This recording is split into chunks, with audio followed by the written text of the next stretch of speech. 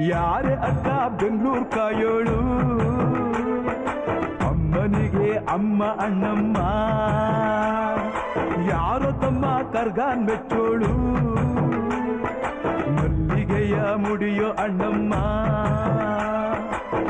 ಬರುತ್ತೀನೆಂದರೆ ಇಲ್ಲಿಗೆ ಬರೋ ತನಕ ಮೌನಿ ಕೊಡುತ್ತೀನೆಂದರೆ ಹರಕೆ ಕೊಡೋ ತನಕ ಕೋಪಿ ಆಡಿದ ಮಾತನ್ ಮೀದಿರೋ ಭಕ್ತರ ಇವಳಿಗೆ ಇಷ್ಟ ಇಷ್ಟ ಬೆಂಗಳೂರು